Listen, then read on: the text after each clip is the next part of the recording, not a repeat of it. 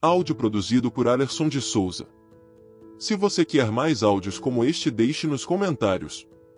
Ler é bom, ouvir em qualquer lugar, no carro, enquanto caminha ou em outra atividade é melhor ainda. Não se esqueça de se inscrever no canal e deixar seu like. Vamos lá! Proposta curricular de Santa Catarina. 2.1 Área de linguagens. 2.1.1 Considerações iniciais. O conteúdo que segue considera concepções de sujeito e de cultura dos fundamentos histórico-culturais, tanto quanto implicações da formação humana integral e discussões do âmbito da diversidade, eixos em que se sustenta o processo de atualização da proposta curricular. Assim considerando, discutem-se, neste capítulo, especificidades da área de linguagens, fazendo em duas seções e na primeira delas, tematizam-se conceitos científicos que articulam os componentes da área de artes, educação física, língua portuguesa, língua materna para populações indígenas e usuários de Libras, e línguas estrangeiras. Já na segunda seção, apresenta-se a área propriamente dita, em um movimento de articulação desses diferentes componentes, reiterando fundamentos dos documentos anteriores na busca de atualizar o conteúdo, tendo como critério o pertencimento dos sujeitos a este tempo, em outras práticas sociais mediadas pelas linguagens e vivenciadas por tais sujeitos. 2.1.2 Conceitos científicos articuladores da área de linguagens. Para as finalidades desta proposta curricular, a área de linguagens está organizada a partir de um conjunto de conceitos científicos integradores. Esse conjunto tem no centro semiose, concebido como o conceito integrador dos signos verbais e não verbais que constituem as linguagens, em suas modalidades áudio-oral, escrita, viso-gestual, tátil, imagética, de movimento. Assim interpretado, o conceito de semiose está estreitamente relacionado aos conceitos de socio-interação e representações de mundo, porque os signos que constituem as diferentes linguagens existem para viabilizar as relações interpessoais, socio-interação, assim como para organizar o pensamento dos sujeitos no âmbito dessas mesmas relações, suas representações de mundo. Eis os conceitos. Assim, compreende-se que os signos trazem consigo valorações, axiologias e ideologias, as quais implicam a ética e a estética, e se formam na concretude da vida, que se desenvolve na cultura e na história. Desse modo, os sujeitos usam as diferentes linguagens nas situações reais do cotidiano, marcadas por valores, vivências, traços culturais, políticos sociais, econômicos, enfim, suas formas de ver o mundo. Tendo esses conceitos como base, os componentes da área de linguagens compartilham especificidades que os distinguem das demais áreas do conhecimento. A semiose nas artes, nas línguas e na educação física tem tratamento metacognitivo, vai além dos usos dos signos para refletir sobre esse mesmo uso em três grandes planos, e no plano mais amplo do contexto socio-interacional, no plano mais específico da textualidade, e no plano mais estrito das particularidades das relações forma e função. Por contexto socio-interacional entende-se a perspectiva discursiva, que implica a indissociabilidade entre a dimensão social e a dimensão dos signos verbais e não verbais, o que requer atenção a tais signos, mas também atenção a quem são os interlocutores, em que esfera da atividade humana se encontram, em que tempo e em que espaço social e por que razões interagem.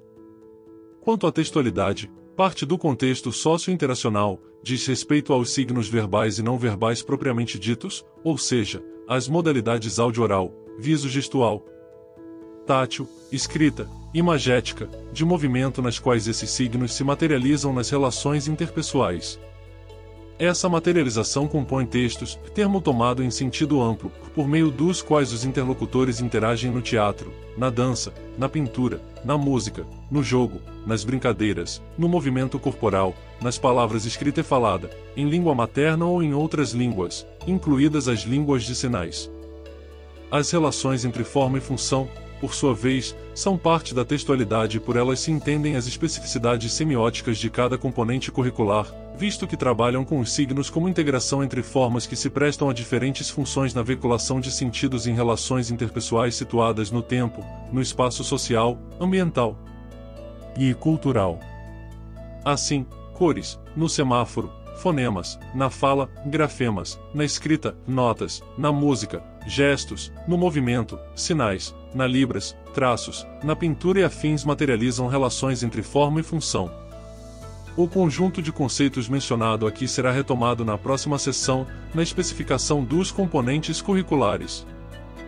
2.1.3 As linguagens na formação integral do sujeito em inter-relações no ensino e na aprendizagem, tendo presente as relações entre concepções de língua, sujeito e cultura à luz das bases histórico-culturais, bem como considerando o processo de formação integral, que requer um percurso formativo para além do etapismo escolar.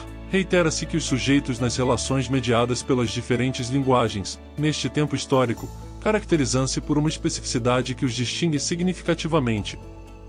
Em relação a outros tempos, os usos das linguagens dão-se por meio de recursos tecnológicos de todo tipo, processo em que as diferentes modalidades interrelacionam-se em possibilidades enriquecedoras, exigindo atenção nos componentes curriculares constitutivos da área, os quais se ancoram nos conceitos apresentados na sessão anterior de modo a fundamentar as propostas de ação dos professores. 2.1.3.1 Vida, Cultura e História na articulação dos componentes curriculares da área. A arte é um artefato da cultura humana, das relações que o sujeito estabelece com o contexto, com os outros sujeitos que convivem com ele, tanto quanto com ele mesmo. A educação em arte está, pois, ligada à história das culturas da humanidade. Dessa forma, especificidades da contemporaneidade vinculadas ao universo das tecnologias permitem simulações em larga escala pelas mídias digitais no campo das artes. Essa capacidade de simulação traz para o ensino múltiplos contextos de interação, sejam eles reais ou virtuais. Assim, os diferentes modos de visualização à distância, bem como as recentes formas de interação, oportunizam novas experiências de linguagem, potencializando o caráter transgressor das relações interpessoais, o que inclui a arte, tanto quanto a transcende. Na medida em que a arte ocupa outros espaços, não cabe mais compreendê-la apenas como a que está em museus, teatros, salas de concertos, cinema, galerias, entre outros espaços culturais. Questionam-se, pois, os lugares da arte tanto quanto como esses lugares podem ser compreendidos como espaços de relações entre os sujeitos mediados pelo objeto artístico. Por vezes, esses lugares são eles próprios constitutivos da arte, o que caracteriza diferentemente tanto o processo quanto o produto artístico. Esses modos de fazer e pensar marcam tanto a forma quanto a função do objeto e da manifestação artística na sociedade. A reflexão e a experiência artística na escola, assim, devem considerar a diversidade que caracteriza a arte em nosso tempo. As transformações do mundo exigem novas relações com o que se nomeia arte e com o que é definido como linguagem, permitindo novas experiências e formas de interação por meio da percepção estética. Formas de perceber, interferir, recriar, sentir e pensar a arte são exigidas tanto de artistas quanto dos interactantes com os quais o artista se encontra por meio da arte. Nessa relação em que o processo reflexivo é tão importante quanto o produto artístico, já que materializa o conceito pensado pelo artista, a arte se configura como linguagem.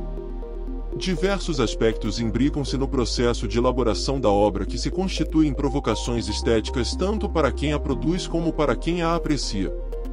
Nos processos artísticos, articulam-se relações que envolvem questões culturais, políticas, econômicas, sociais, étnicas que marcam e caracterizam as diversas formas dos seres humanos de fazer arte, bem como a forma com a qual essa produção circula no meio social e cultural. De fato, observa-se que, por muito tempo, artefatos de diversos tipos de arte não circulavam ou não eram reconhecidos como arte. Percebe-se isso nos recortes de muitos livros de história das diversas linguagens artísticas que marcam uma produção por vezes eurocêntrica. Pensá-la articulada à vida dos sujeitos é possibilitar-lhes conhecer os diversos tipos de arte e trazer para a discussão as relações estabelecidas nos mais variados contextos articulados às suas vidas.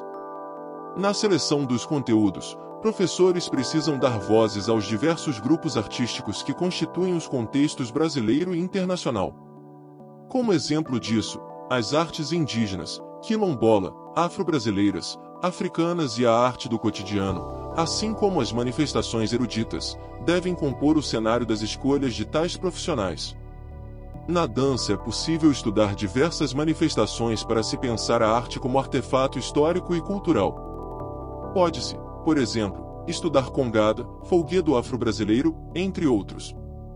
Ainda se pode escolher conhecer o balé, manifestação de dança erudita que pode contribuir com discussões sobre movimento, ritmo na arte, contemplando a diversidade artística. Com base nesse entendimento, faz-se relevante uma reflexão sobre o saber e a cultura regionais, já que, na organização e na seleção de conteúdos, é importante considerar a produção artística do local em que vivem os estudantes, bem como o contexto global em que se inserem e com isso articular aspectos relevantes do fazer artístico, que marcam e caracterizam a localidade, tanto quanto tematizar como se relacionam com o mundo. Em uma abordagem dialética 21, vale apresentar outras diversas manifestações artístico-culturais relevantes à proposta da formação integral. Assim sendo, a valorização da arte e da cultura do estudante precisa conviver, na formação estética, com a produção artística humana historicamente construída. A arte é, pois, artefato marcado historicamente, é registro da forma com a qual os sujeitos, artistas, percebem e sintetizam o tempo em que vivem, as relações que estabelecem com o contexto e com os outros com quem convivem. Dessa forma, está na obra, independentemente da linguagem artística em que se materializa, a marca das condições sociais em que foi produzida, tanto na forma quanto no conteúdo. 22. Considerando que a arte deva perpassar toda a educação básica, importa observar que, a cada época da vida, os sujeitos relacionam-se com ela de forma diferenciada. Uma criança pequena lida com a linguagem experimentando e buscando dominar os instrumentos necessários para interagir com o outro. Já, mais tarde, a criança compreende e apropria-se do instrumental para refinar a linguagem artística em suas formas de interação. É, pois, importante considerar que cada sujeito, na sua singularidade, é marcado pelo seu tempo de vida e pelas experiências diferenciadas mediadas pela arte.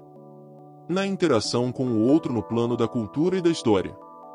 A aprendizagem musical para crianças recém-nascidas e pequenas, por exemplo, acontece quando elas ouvem falar uma língua à sua volta, antes mesmo de serem capazes de compreender as palavras, o que se estende aos diferentes sons que as rodeiam, os quais são ouvidos em um processo de apropriação auditiva, provocando-as a se movimentar e a balbuciar em resposta a tais sons, mas sem compreender ainda os objetos sonoros. A criança tem contato com o universo imagético, por exemplo, mesmo sem compreender ainda que tal universo é fruto da elaboração que tem lugar na vida dos sujeitos em relações histórico-culturais. Assim, gradualmente, amplia suas possibilidades de compreensão do mundo que a cerca. À medida que cresce, novos elementos são incorporados ao cotidiano da criança e, no âmbito das relações sociais que estabelece, percebe-se como alguém que pode, por meio de outros instrumentos, elaborar ideias, interagir com o outro. Formas e sons passam gradativamente a compor o universo sensorial e motor da criança, ajudando a desenvolver de forma gradual suas percepções, a noção espaço-temporal e, paralelamente, a imagem corporal dela mesma, significações que emergem nas relações com o outro. À medida que as crianças passam do domínio dos instrumentos à compreensão de que a imagem, o som, o movimento são formas que lhes permitem conviver com o outro, iniciam. 21 sobre dialética, Lerkozik, 1976. 22 sobre arte e materialismo histórico, Ler Peixoto, 2003. Proposta curricular final. De 101, 21 de novembro de 2014, 15 horas 59 minutos e 2 segundos. 102 Atualização da proposta curricular de Santa Catarina, 2014. O processo de compreensão de que se trata de recursos de linguagem. A apropriação desses novos saberes na convivência social, além de refinar sua percepção, também passa a refinar suas formas de interação mediadas pelas linguagens. Assim começam a compreender e a se posicionar diante do que veem e ouvem e do que produzem.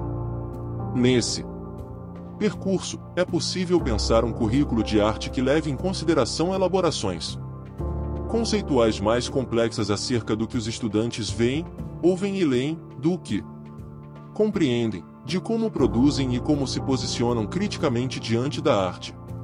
No percurso formativo, tem-se como objetivo que o sujeito possa compreender não somente a poética de seu tempo, mas possa ampliar e complexificar suas formas de interagir, o que inclui o seu repertório artístico, com o outro e com o mundo.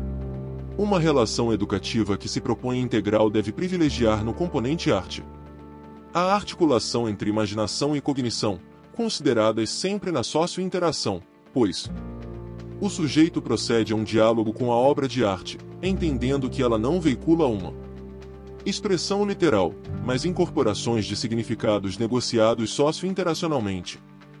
Desse modo, a materialização dos objetivos e a consolidação dos conceitos em arte se dão em médio e longo prazo, contando com diferentes recursos metodológicos, fazeres poéticos diversos, escritas monográficas de apreciação estética, registros fotográficos e audiovisuais com preocupação artística, manuseio de reproduções de obras de arte, experiências sensoriais, num contexto que inclui exercícios de curadoria de imagens, manipulação e recontextualização de reproduções de obras de arte, exercícios de análise processual de trabalhos em andamento dos próprios estudantes, entrevistas, observação do processo criativo de artistas locais, visitas aos espaços que veiculam arte.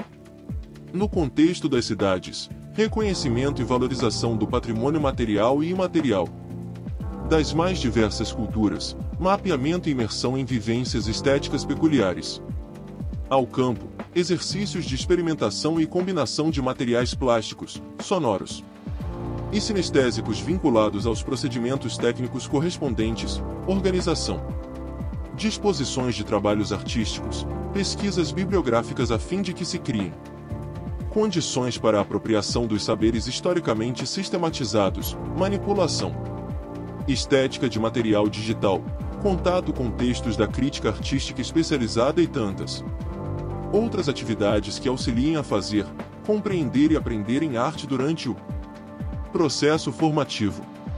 A formação do sujeito a partir do contato com artefatos de diferentes culturas possibilita o conhecimento relacional de si próprio, a vivência de diferenças, a potencialização do senso crítico, a reflexão sobre o sentido de pertencimento, além do conhecimento de novas culturas e história de outros povos. Trata-se de um contato direto com a cultura do outro, da vivência de suas construções simbólicas e da descoberta. Proposta curricular final. De 102, 21 de novembro de 2014, 15 horas 59 minutos e 2 segundos. Atualização da proposta curricular de Santa Catarina, 2014, 103. Contínua de seu universo na constituição da subjetividade humana. Essas práticas perpassam a formação integral na educação básica, desde a educação infantil até a educação de jovens, adultos e idosos. Em articulação com as linguagens artísticas, ainda no plano mais amplo da vida, da cultura e da história, importa o enfoque na dimensão corporal do ser humano, ressignificando a forma como ela foi vista historicamente, na busca de compreender as expressões corporais como uma linguagem específica, como uma das formas de dizer do sujeito. A linguagem corporal vai, pois, ser entendida a partir do conceito de racionalidade, ampliando-se em razão da incorporação de outras formas de linguagem. 23.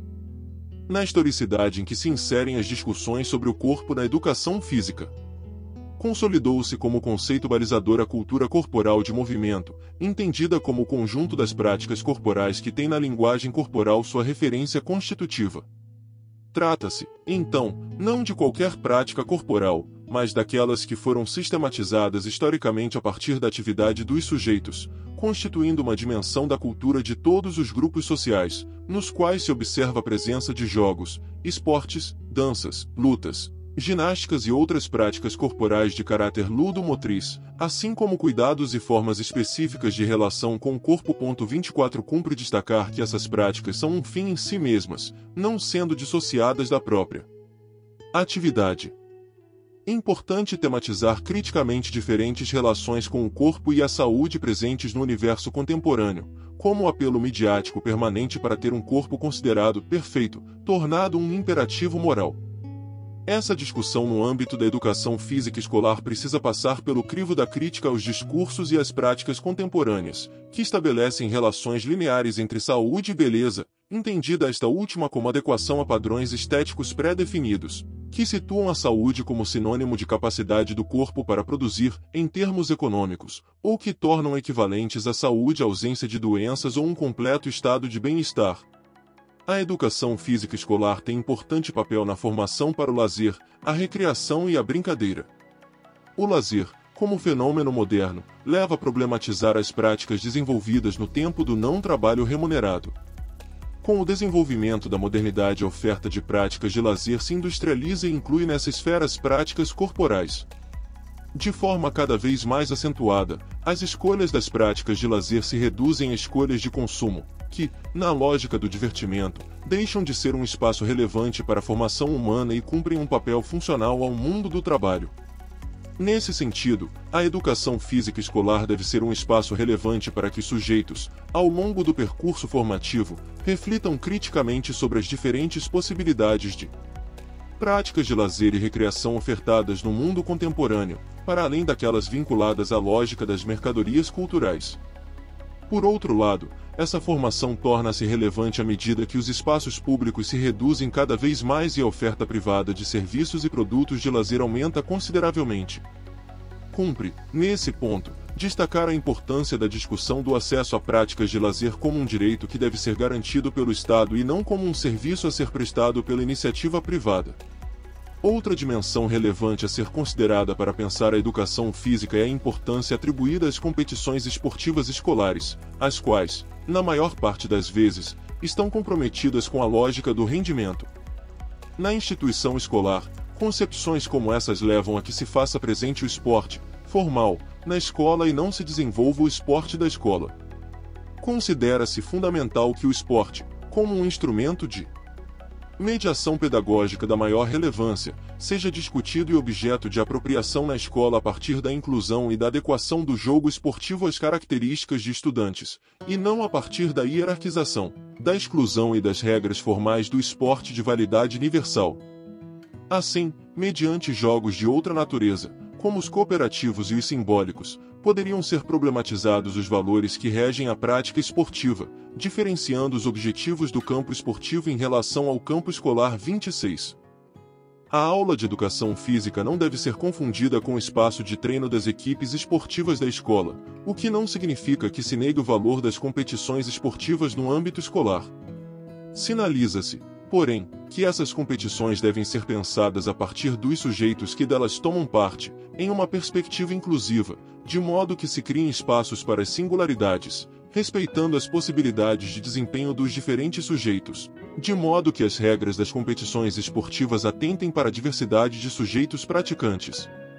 Concebendo a educação física como componente curricular, entende-se que se prejudica seriamente a formação humana quando se impede aos estudantes acesso a conhecimentos sobre práticas da cultura corporal de movimento, relegando-os a um papel de espectadores ou liberando-os das aulas desse componente curricular. Nesta abordagem dos componentes curriculares articulados pelos conceitos de vida, cultura e história, estão também as línguas. A língua portuguesa, a língua materna e as línguas estrangeiras, estas últimas também compreendidas como línguas adicionais, nomeação que acompanha um movimento segundo o qual nem sempre as línguas estrangeiras aprendidas na escola prestam-se efetivamente a vivências internacionais por parte das estudantes. Nesse movimento, adicional seria um termo amplo, para tratar da apropriação de conhecimento linguístico que os sujeitos empreendem aos poucos em sua formação escolar, referindo-se a diversas experiências de aprendizagens de línguas. Sem hierarquizá-las, primeira língua, segunda língua, etc., ou sustentar limites geográficos, no caso, estrangeira. Tais línguas compõem muitos espaços culturais em nível nacional e algumas são importantes em intercâmbios contemporâneos, na interação presencial ou através da tecnologia e da mídia, revelando-se fundamentais em interações transnacionais de natureza sociocultural, política e econômica em tempos de globalização 27. Na maioria das vezes, essas línguas tendem a constituir novos saberes que viabilizam aos sujeitos interações pontuais ou continuadas por meio delas em nível nacional ou internacional, mediando o conhecimento de novas representações culturais, e nessa condição, são adicionais à formação dos sujeitos. Tendo presente problematizações dessa ordem, ao longo deste documento, mantém-se a dupla nomeação línguas estrangeiras-línguas adicionais. Nessa discussão, importa, ainda, o registro acerca do conceito de língua materna, que pode não ser o português para muitos brasileiros, como no caso dos surdos usuários da Libras, tanto quanto no caso das línguas que caracterizam muitas nações indígenas no país. Nesses contextos, tais línguas, Libras e línguas indígenas, não são línguas adicionais, mas a língua materna desses grupos sociais, para os quais o português se estabelece como língua adicional. É importante, assim, compreender que o aprendizado de língua portuguesa e de línguas estrangeiras adicionais pode ser anterior tanto quanto simultâneo à inserção dos sujeitos na esfera escolar, questão fundamental à formação do professor, uma vez que as experiências dos sujeitos com as línguas são especialmente importantes para a organização das atividades a eles propostas, porque é condição para as atividades de aprendizagem que os estudantes tenham motivo e finalidade para aprender e reconheçam uma relação do aprendido com suas vivências. As línguas estão intrinsecamente relacionadas com a caracterização dos grupos culturais, o que vem de seu processo de formação histórica. Nessa reflexão, é preciso ter presente que, mesmo no âmbito de uma mesma língua, há tanto diferenças que as caracterizam com marcas de uma nação, o inglês dos Estados Unidos e o espanhol da Argentina, por exemplo, como variedades de fala no interior de uma mesma nação, que se relacionam às suas regiões geográficas. No sul do Brasil há formas de falar diferentes do modo como se fala no Nordeste, o que vale também para países estrangeiros. O inglês falado no oeste dos Estados Unidos tem muitas características de vocabulário e de estrutura diferentes do inglês falado no leste do país. Para dar apenas alguns exemplos, há estratos sociais. As elites escolarizadas têm traços de fala distintos dos estratos de maior vulnerabilidade social nos quais não há escolaridade plena. Há faixas etárias. Jovens tendem a manifestar traços de fala distintos de idosos, por exemplo, dentre outros fatores. Tais variedades de fala que caracterizam uma mesma língua precisam ser compreendidas como diferenças culturais, não devendo ser objeto de discriminação ou preconceito, o que tende a acontecer com variações de fala no interior de um mesmo país. O fato de sujeitos, de modo geral, atribuírem mais valor ao que se chama de norma culta, ou seja, a fala que caracteriza as elites escolarizadas, não significa que as demais variedades de fala não sejam cultas, já que todas as formas de falar são parte das diferentes culturas. A valoração é uma construção histórica e se liga a questões que transcendem as línguas para remeter a implicações econômicas e de poder. Logo, a matriz do preconceito tende a ser quem fala e não propriamente a fala em si mesma. Cabe ao professor ensinar aos estudantes o respeito às diferentes variedades de fala como parte das diferentes culturas, tanto quanto também lhes cabe possibilitar aos falantes de todas as variedades a apropriação da chamada norma culta, de modo a contribuir para o alargamento de suas possibilidades de inserção social em espaços culturais para além daqueles em que tais sujeitos já se encontram plenamente inseridos. 28. Em se tratando da modalidade escrita especificamente, nas discussões sobre vida, cultura e história, importa mencionar a cultura escrita, compreendida como modo de organização social que tem a escrita como fundamento, que envolve formas de comportamento, valorações e saberes construídos pela humanidade presentes na forma como os sujeitos se interrelacionam em seu tempo e para além dele por meio dessa mesma escrita. E, contido no conceito de cultura escrita, está o conceito de letramento. 29, entendido como o conjunto de usos da escrita que caracteriza os diferentes grupos culturais, nas diferentes esferas da atividade humana. É importante, pois, que se compreenda o conceito de letramento na perspectiva da ecologia 30 dos diferentes usos da escrita, ou seja, os sujeitos, inseridos nos seus grupos socioculturais se valem dessa modalidade da língua nas relações interpessoais que estabelecem com os seus pares na vida cotidiana. Importa que a escola seja sensível a essa dimensão ecológica dos usos da escrita e, compreendendo-a, atue para que as vivências e as experiências dos sujeitos com esses usos sejam ampliadas. 2.1.3.2 Axiologia, ideologia, ética e estética na articulação dos componentes curriculares da área. Os conceitos tematizados nesta subseção, axiologia, ideologia, ética e estética, estão em estreita articulação com aqueles discutidos na subseção anterior, já que as valorações e as representações de mundo, entendidas no plano da axiologia e da ideologia, delineiam-se no âmbito da atividade humana cultural e historicamente situada.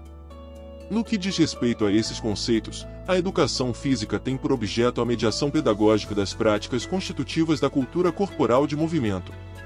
Nesse sentido, entende-se que o objetivo desse componente é promover a apropriação crítica das práticas constitutivas dessa dimensão da cultura da forma mais ampla possível. Ainda, considera-se que esse processo deve ser alicerçado na compreensão de que a educação física escolar é um dos espaços democráticos para a apropriação de conhecimento sobre a cultura corporal de movimento a partir de valores tais como a inclusão, a solidariedade, a igualdade, a alteridade e o reconhecimento e respeito às diferenças. As práticas da cultura corporal de movimento devem ser abordadas tanto na dimensão do saber fazer, técnico-instrumental, quanto do saber teórico sobre elas. 31 Desse modo, busca-se a ampliação da relação dos estudantes com a cultura corporal de movimento, de modo a ressignificá-la no sentido de uma mudança de compreensão que transcenda o senso comum para uma compreensão alicerçada no senso crítico.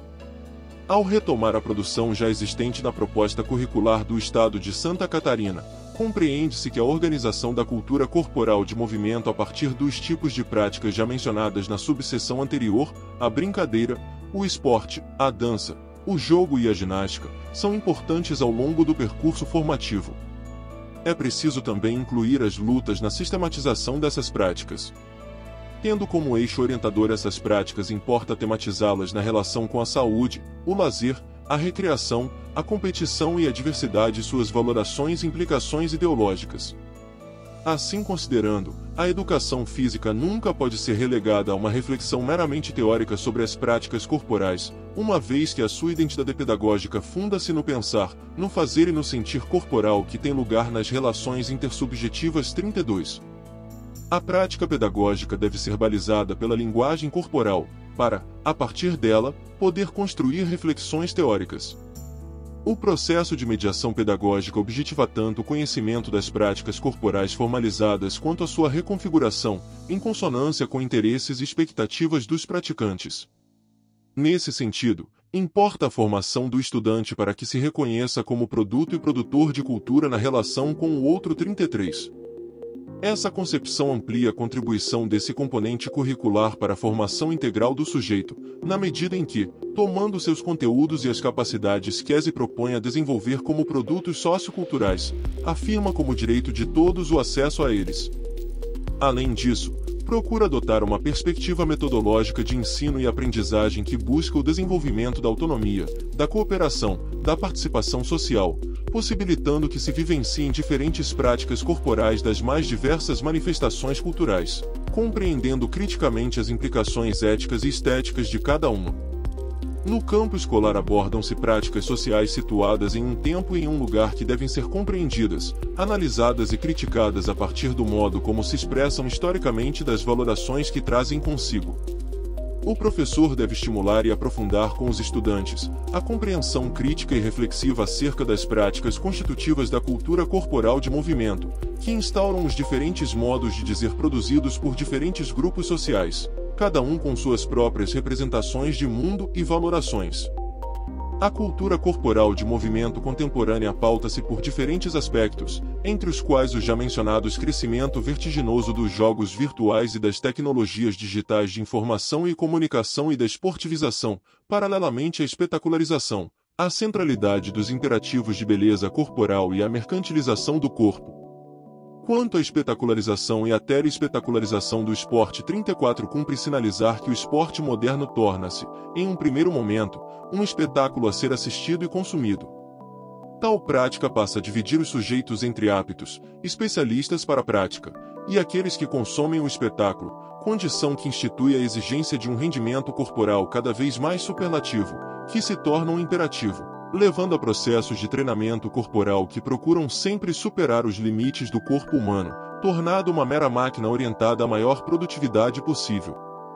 O esporte telespetacularizado 35, veiculado pela mídia, além disso, é gerador de uma indústria de proporções inimagináveis de produtos e serviços que cresce vertiginosamente e inunda todo o planeta.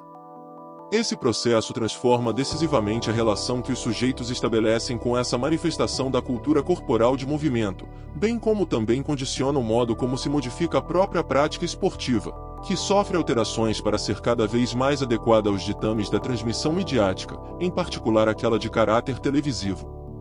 A compreensão crítica desse processo deve ser objeto da prática pedagógica de professores de educação física. Outra marca da cultura corporal de movimento contemporânea é a importância que adquirem os cuidados estéticos com o corpo. A sociedade atual, através dos meios de comunicação, produz a cultura do consumo e massifica as problemáticas concernentes aos padrões estéticos, tornando o corpo objeto de consumo e banalizando a sexualidade.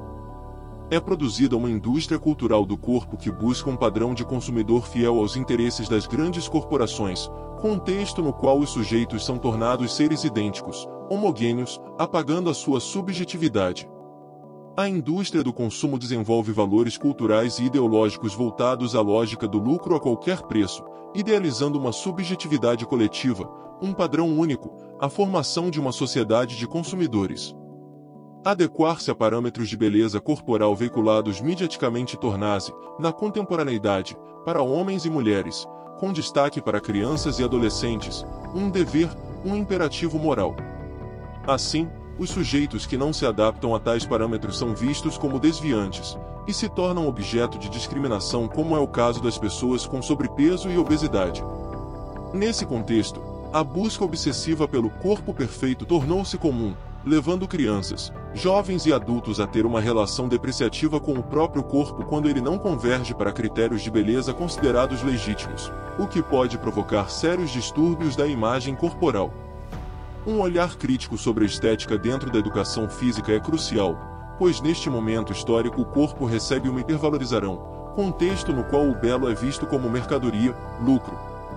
Cumpre ao componente curricular promover, ao longo do percurso formativo, uma relação de aceitação e valorização das diferentes configurações corporais sem situar uma norma considerada ideal como a única possível. Ainda com relação a questões mercantis, é importante a compreensão de implicações do mercado da arte, que marca consideravelmente o que está ou não disponível para o consumo das camadas populares. A indústria cultural tem como objetivo a produção artística em larga escala para alimentar a máquina que faz circularem velozmente determinados artefatos culturais, deixando de lado, muitas vezes, a qualidade estética e o aprimoramento da linguagem artística. Trazer essa discussão transversalmente na medida em que se discute a arte pode possibilitar ao estudante uma reflexão crítica acerca da produção artística, inserida em um contexto marcado por relações comerciais de toda a ordem. Não sendo neutra em relação ao contexto em que é criada, a arte nele interfere sempre em alguma medida, isso porque as relações interpessoais mediadas por ela têm em si uma função ideológica, que pode se tornar meio de transformação dos modos de ser, agir e pensar de uma determinada sociedade.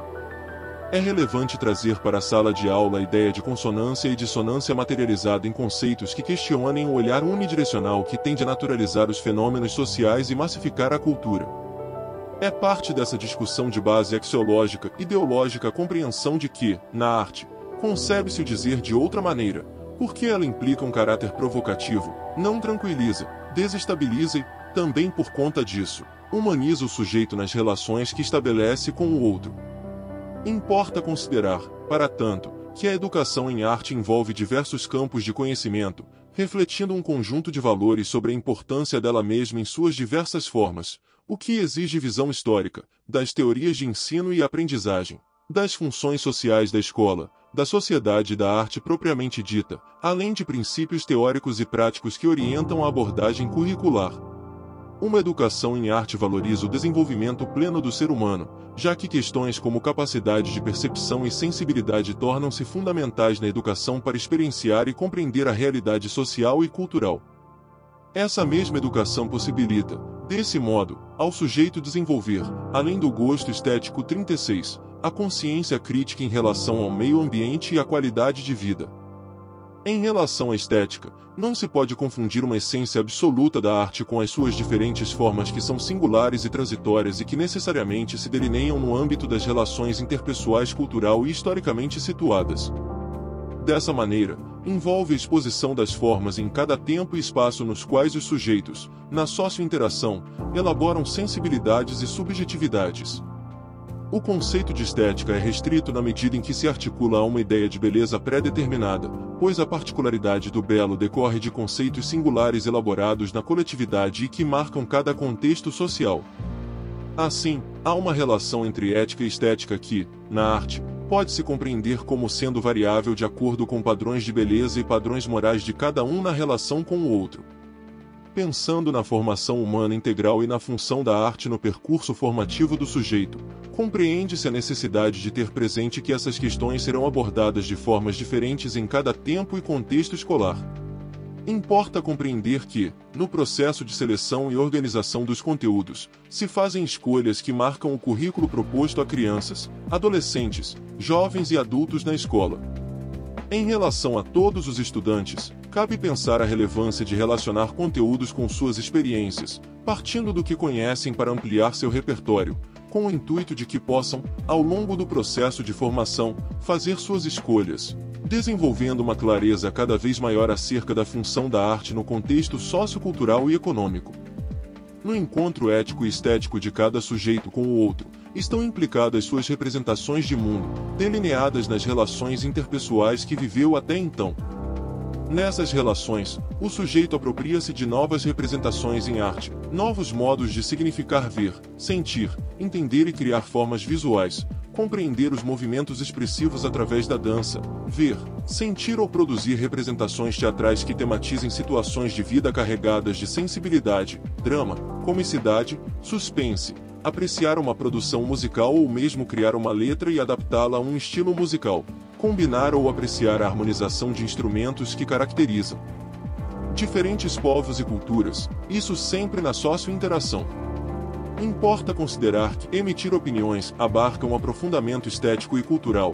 Desse modo, deve ser dado aos sujeitos que se encontram na educação básica subsídios que lhes possibilitem distinguir o valor cultural de uma obra de arte do valor estético, tendo presente que são as conexões entre estética e cultura e suas contradições e sobreposições que dão dinamismo ao objeto artístico, fazendo oscilar a receptividade de uma obra ao longo do tempo.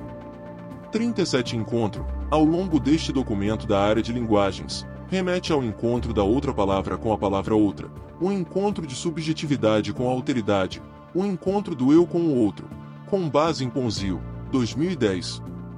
Proposta curricular final. De 112 21 de novembro de 2014 15 horas 59 minutos e 4 segundos. Atualização da proposta curricular de Santa Catarina, 2014, 113. As reflexões sobre o belo na estética sustentam essas análises, e nesse sentido, devem permear as reflexões cotidianas no ensino da arte. Ao ler, ouvir, apreciar uma obra, o sujeito experiencia sensações que o provocam, não no sentido de dizer isto é bonito ou feio, bom ou ruim, mas de refletir sobre o belo, o sublime, a privação da beleza, o grotesco entre outras possibilidades de valoração, nas situações contextuais, materiais e sensíveis que o artista, por meio da obra provoca no fruidor, apreciador da arte. Possibilitar aos estudantes o contato com o objeto artístico, ou meios de aproximação com o objeto, contribui para que possam ampliar seu repertório cultural, aprendendo a analisar, refletir, posicionar-se criticamente, emitindo opiniões sobre estilos, gostos, gêneros, materialidades e os diversos modos de fazer arte. Já as línguas, centradas na palavra oral, escrita e sinalizada no caso de Libras, lidam com a dimensão ideológica, axiológica de modo significativo, uma vez que a palavra pode assumir valorações e representações de toda a ordem dependendo de por quem e em que contexto socio-interacional é usada. Ao ser enunciada nas relações interpessoais, essa neutralidade dá lugar a marcações muito específicas de um tempo, de um espaço, de uma cultura, o que se deve à compreensão de que, quando em uso pelos sujeitos, a palavra entra na cadeia dos usos que a antecederam e se projeta em usos futuros. Os sujeitos nunca se enunciam em um vazio sociocultural e histórico, tanto quanto os sentidos nunca se originam em um único sujeito. Nos usos que fazem das palavras em seus enunciados para interagir com os outros, colocam a sua voz em um conjunto de muitas outras vozes que já se enunciaram, e, ao fazer isso, interferem no que já foi dito, participam do todo das vozes, ampliam, acrescentam, negam, concordam. Os usos das línguas nunca têm origem de fato naquele sujeito que se enuncia, eles sempre estão em dialogia com outros usos, de outros tempos, de outros sujeitos, marcados, portanto, por axiologias e ideologias nos planos da ética e da estética.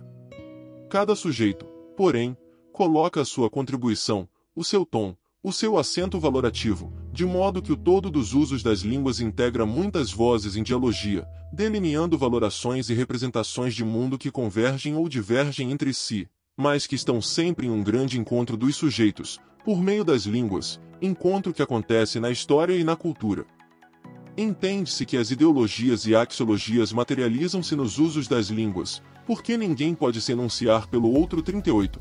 Cada sujeito é responsável pelo que enuncia, pelo modo como faz e pelas representações de mundo que materializa em seus enunciados. Nessas representações, questões éticas e estéticas estão implicadas e, portanto, provocam mudanças nas formas como os sujeitos em interação concebem. Revoziados por Faraco, 2009, e Miotelo, 2011. 114 Atualização da Proposta Curricular de Santa Catarina, 2014. A si mesmos, concebem os outros e o mundo de que são parte. Assim considerando, é de fundamental importância que a ação dos professores possibilite aos estudantes uma crescente autonomia tanto no monitoramento de seus atos de enunciação, como de compreensão crítica dos atos de enunciação dos outros com quem se relacionam, seja por meio da oralidade, da escrita ou da sinalização em libras. Para tanto, importa haver atividades de aprendizagem que objetivem a formação para essa autonomia, desde o processo de seleção dos gêneros do discurso 39 nas aulas, passando pela escolha dos textos que constituem esses gêneros, até o desenho da abordagem de compreensão e de produção textual propostas para tais textos em tais gêneros. De uma ação docente planejada com cuidado, no dia a dia do percurso formativo, depende a consolidação dessa autonomia dos estudantes para a criticidade em relação às dimensões ideológicas, axiológicas, éticas e estéticas dos atos de enunciação por meio dos quais interagem com os outros. Quando se pensa nas linguagens artísticas, é preciso observar que nem todos os sujeitos podem ter acesso a toda e qualquer linguagem, sem que lhes seja possibilitado um processo de mediação e acessibilidade a essas linguagens. Uma pessoa cega, por exemplo, não terá como ver a imagem de uma obra de arte visual, no entanto, ao professor cabe o papel de pensar meios de acessibilidade para que as especificidades da visualidade sejam experienciadas por esse sujeito. É possível a apropriação dos elementos acerca de forma, textura, linha, volume, dentre outros, por meio do tato, assim a opção por esculturas em experiências táteis pode mediar a aprendizagem desses conceitos. Vale o mesmo em relação a uma pessoa surda. Ela pode sentir, por exemplo, a vibração das ondas sonoras, e por meio desse contato, experienciar o som e suas especificidades.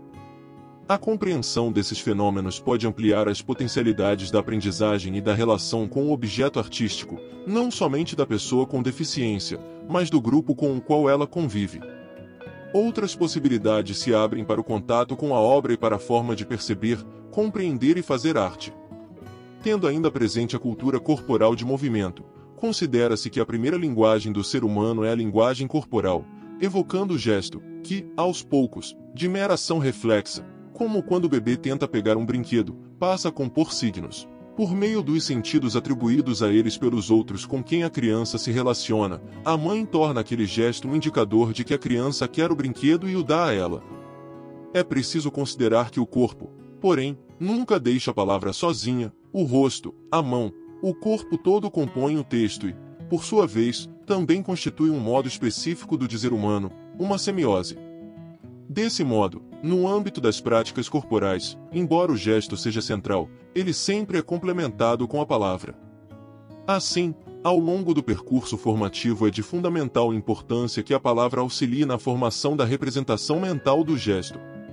Na educação física, compreende-se que toda prática corporal constitutiva da cultura corporal de movimento implica, pois, semiose. Ela precisa ser considerada a partir da dimensão macrosocial, isto é, quando se realiza uma prática corporal, ela sempre se vincula a sentidos que ligam os participantes a uma ordem social determinada. Entende-se a semiose a partir da ideia de sentidos compartilhados pelos sujeitos que realizam uma prática corporal, o que os identifica ao grupo social ao qual pertencem. Exemplificando esse conceito, podemos pensar no âmbito da dança, Quando um gênero é aprendido, é preciso considerar os sentidos que nele se apresentam e que se vinculam a um determinado grupo social e sua respectiva visão de mundo. No caso das danças de rua, com destaque para o hip hop e os estilos que lhes são constitutivos, manifesta-se uma maneira peculiar de ver o mundo. Nelas se faz presente um modo específico de linguagem corporal que retrata modos de relação com o corpo e com o outro. Um diálogo centrado no movimento corporal que pressupõe a criatividade, a ousadia, a disputa, a transgressão, dentre os elementos mais destacados.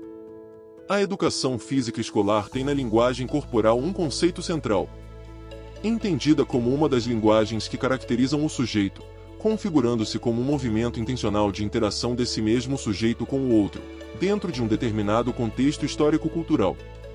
Desse modo, o movimento humano não se restringe a um mero deslocamento espaço-temporal de um segmento corporal ou do corpo todo, mas está sempre inserido no âmbito da cultura.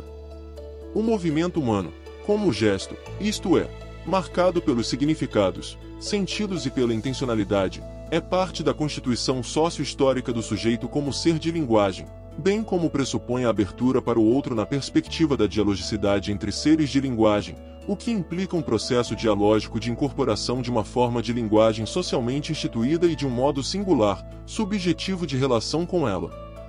Outro aspecto importante das práticas da cultura corporal de movimento diz respeito à relação que elas estabelecem com o meio social ao qual se vinculam. Elas são um espaço privilegiado no processo de socialização do ser humano, com destaque para a infância e a juventude na apropriação dessas práticas. Os sujeitos, na relação com os outros, incorporam valores, normas e expectativas sociais tendo em vista as diferentes dimensões da vida humana, como valores para se relacionar com o outro e com o próprio corpo que identificam a posição social que os sujeitos ocupam, os papéis de gênero e os gestos típicos da geração a qual pertencem, entre outros aspectos. Cumpre ao professor abordar a dimensão ético-normativa das práticas corporais a partir da crítica aos valores hegemônicos, tendo como horizonte uma sociedade democrática, justa e inclusiva, bem como a formação de sujeitos autônomos e emancipados. 2.1.3.4 Contexto socio-interacional na articulação dos componentes curriculares da área, refletindo acerca do contexto socio-interacional como conceito fundante da área de linguagens. É fundamental a compreensão de que o papel do ensino vai além das questões técnicas e formais, ampliando-se para a discussão desse mesmo contexto socio-interacional em que as linguagens estabelecem relações interpessoais. Nesse âmbito, a linguagem é objeto de estudo na medida em que, por meio dela, mobiliza-se e provoca-se no estudante sua capacidade de análise e juízo de valor sobre o contexto no qual está inserido. Para tal, importa considerar que a reflexão crítica não está apartada da reflexão pautada na história e no conhecimento sobre a materialidade e sobre as relações entre formas e funções das linguagens. Uma ação baseada nessa reflexão envolve interpretação, julgamento, avaliação, que perpassam um contexto histórico e dialogam com o tempo e o espaço sociocultural em que os sujeitos se inserem. Considerando que um dos objetivos do ensino da arte é promover a possibilidade de o estudante posicionar-se criticamente diante da produção artística de seu tempo, é importante que o processo de ensino considere o contato com a crítica da arte. Para tanto, é condição o acesso aos artefatos artísticos produzidos pelas diferentes sociedades, requerendo do professor o desenvolvimento de estratégias para que os estudantes tenham acesso à pintura, escultura, instalações, fotografias, vídeos, entre outros artefatos culturais.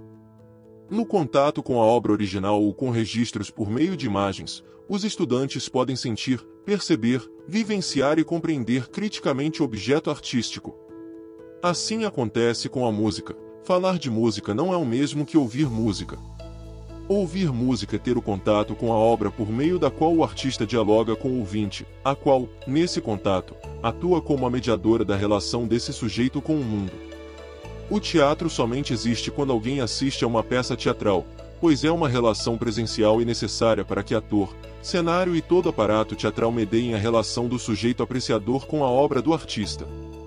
Da mesma forma ocorre com a dança, que precisa do espectador para que os sentidos sejam construídos, para ser mediadora sensível de provocações estéticas nas relações interpessoais. É relevante, pois, que o professor esteja atento às características de seu grupo e pesquise diferentes maneiras de interação com o objeto artístico, considerando os tempos de aprendizagem na educação básica, bem como pessoas com deficiência, transtornos globais do desenvolvimento e altas habilidades ou superdotação. Nesse processo, a escola pode possibilitar ao sujeito o contato com diversos tipos de produção artística, considerando-a como espaço privilegiado de acesso a muitos conhecimentos. Pensar. Pois, tempos nos quais, na escola, privilegie-se a interação com os artistas por meio de suas obras de arte a possibilitar ao estudante o acesso às diversas representações do contexto social. Daí a relevância de o professor selecionar obras que considerem a diversidade social.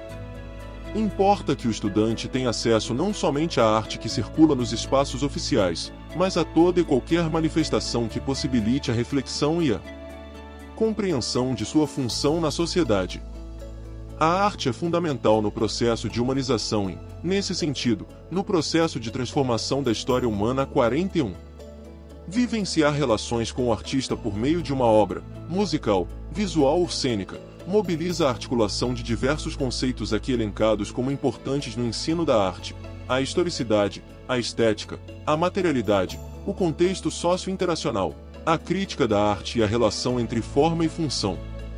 Na atualidade, as possibilidades tecnológicas existentes permitem aos estudantes e aos professores uma incursão, por exemplo, em obras expostas no Museu de Louvre, entre tantos outros espaços socialmente legitimados, bem como o acesso a repertório e estilos musicais quer sejam também socialmente legitimados, ou não.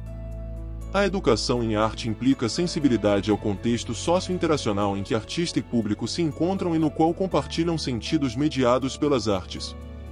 No âmbito ainda de especificidades desse mesmo contexto socio-interacional, é preciso considerar as práticas corporais e os signos que lhes são constitutivos a partir do locus no qual se materializam, tornando-se fundamental haver o distanciamento de perspectivas essencialistas, que pressupõem uma compreensão universalista dos signos. Toda prática corporal, portanto, constitui-se a partir dos modos em que é realizada, em tempos e espaços determinados, isto é, deve ser situada social e historicamente. Um jogo de futebol de várzea é diferente daquele realizado em uma escolinha esportiva, da mesma forma como cada país produz estilos singulares de praticá-lo que se depreendem da maneira como diferentes influências socioculturais se tornam parte da sua configuração. No Brasil, por exemplo, há uma via de mão dupla, ao mesmo tempo em que existe uma configuração própria de praticar futebol com a qual o país se identifica e é identificado. O futebol arte também há diferenças regionais bem marcadas.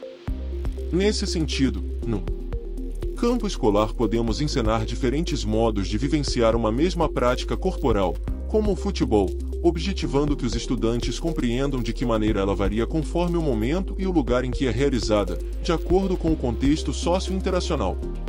Já quanto às línguas, no que diz respeito ao contexto socio-interacional, é preciso considerar que seus usos, nas interações humanas, materializam-se sempre em gêneros do discurso. Tais gêneros estão necessariamente presentes tanto no universo escolar como fora dele, quer seja oralmente, num telefonema, ou via escrita, na produção de um bilhete, tanto em situações mais formais, em uma audiência jurídica ou na escrita de um artigo de opinião, quanto em situações mais informais, em uma conversa de intervalo escolar ou na escrita de uma lista de compras, por exemplo. Os conteúdos dos textos nas práticas sociais que os requerem são, assim, materializados em gêneros do discurso, assumindo, na escola, enfoques distintos a depender do componente curricular que os tomar, mas sempre com atenção ao caráter interacional que os caracteriza socialmente e que justifica sua abordagem na esfera escolar como foco de estudo.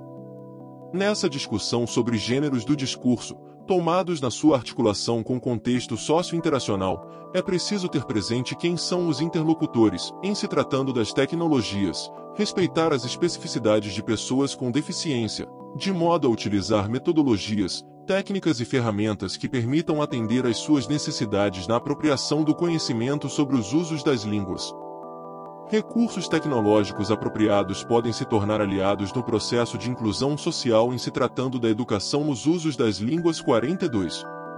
O trabalho com línguas na escola com o uso das tecnologias tem colocado vários desafios, dentre os quais a compreensão da noção de adequação dos usos, o que tem profundas relações com esse conceito de contexto socio-interacional. Nesse sentido, é importante o entendimento de que as tecnologias atuais aproximam a oralidade e a escrita. Um exemplo disso é o uso da linguagem por meio de dispositivos eletrônicos, em redes sociais, mensagens telefônicas e afins. Situações em que os usuários dessas tecnologias precisam dar conta da fluência e da velocidade da fala no ato de digitar em teclados de base alfabética. Esse desafio impõe o princípio da economia. É necessário abrir mão de tudo que puder deixar de ser escrito, sendo inferível pelo interlocutor. Nesse caso, as vogais tendem a cair, assim como conectivos que ligam palavras nocionais como substantivos e verbos entre si. Processos como esses aproximam pessoas de um mesmo grupo etário e sociocultural, afastando-as não raro de outros grupos, para os quais compreender ou aceitar esses usos abreviados pode constituir um problema, exatamente porque a abreviação sustenta-se com base na suposição de que o que não está escrito está subentendido, e isso exige compartilhamento de conhecimentos, informações, saberes e códigos entre os interlocutores, bem como de valorações sobre os modos de dizer e sobre o que pode e deve ser dito. Muitas vezes, há conflitos por conta dessas diferenças. A educação em língua portuguesa, língua materna e em línguas estrangeiras adicionais cabe, pois, ensinar aos estudantes o conceito de adequação que corresponde a esse conceito de economia, se é justificado que se abrevie a escrita em dispositivos eletrônicos para finalidades interacionais informais, mandar uma mensagem de texto para um amigo, o mesmo não vale para outras finalidades, produzir uma crônica na escola ou escrever um e-mail de reclamação para uma empresa prestadora de serviços, por exemplo. Quer esses dispositivos eletrônicos sejam usados ou as interações aconteçam por meio da escrita no papel. Assim, faz-se necessário que os estudantes aprendam que são os gêneros do discurso que orientarão essa noção de adequação, porque a dimensão social do gênero implica quem são os sujeitos que estão interagindo, onde se dá essa interação, para que finalidades ela se presta informações afins, e com base nisso, a dimensão verbal do gênero delineia-se. É o contexto socio-interacional, portanto, que indica o modo de escrever, e a noção de adequação orientará o que é aceitável ou não na escrita. E essa noção de adequação deriva do conceito de gêneros do discurso, dependendo do gênero. O princípio da economia na escrita é aceitável e esperado ou, ao contrário, constitui uma inadequação. Vale ainda considerar que essas noções de economia e adequação, respeitadas as especificidades de cada modalidade das línguas, estendem-se também à fala e a libras.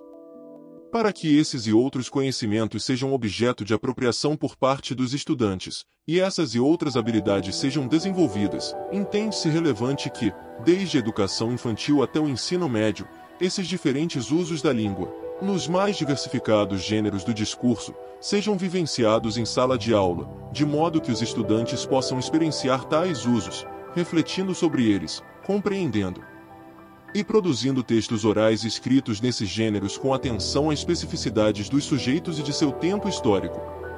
Trata-se de experiências com várias práticas de linguagem, mediadas ou não pelas tecnologias, experiências nas quais se reflete sobre as linguagens e se ampliam os conhecimentos e os saberes acerca dos usos das línguas. E por meio deles, os princípios de adequação e economia passam a ser objeto de apropriação. As línguas estrangeiras adicionais devem entrar nesse processo como parte de tais experiências, suscitando outros espaços geográficos, outras culturas, outras formas de compreender os mesmos fenômenos, temas, sentimentos, processos em que as línguas se prestam às interações humanas. Essa reflexão retoma o conceito de letramento, compreendido como usos sociais da escrita, conceito que, paralelamente ao conceito de gêneros do discurso, tem profundas relações com o conceito de contexto socio-interacional, fundamentando, no caso das línguas, a busca por uma abordagem que harmonize usos sociais da escrita do passado e do presente, dominantes e marginais, do dia a dia e da erudição. Trata-se de considerar que a escrita na vida humana está em todas as esferas da atividade, requerendo artefatos mais sofisticados ou menos sofisticados e sendo mais visível ou menos visível nas interações sociais, em relações cada vez mais próximas com a fala, com braille ou com libras, materializando-se em textos nos mais diversos gêneros. O ensino de línguas entendido como fundamentado nesses conceitos leva a outro ponto importante. Formar leitores e produtores de texto não significa formar sujeitos apenas para o atendimento a demandas imediatas de sobrevivência e participação social. são exemplos de formação para essas demandas cotidianas. Pegar ônibus, escrever uma carta ou um e-mail, ler um manual de instalação de um eletrodoméstico, certificar-se acerca dos efeitos colaterais de um medicamento por meio da leitura de uma bula, dentre outros. No caso das línguas estrangeiras adicionais, é importante que essas demandas cotidianas possam servir para a prática da compreensão e da produção textuais.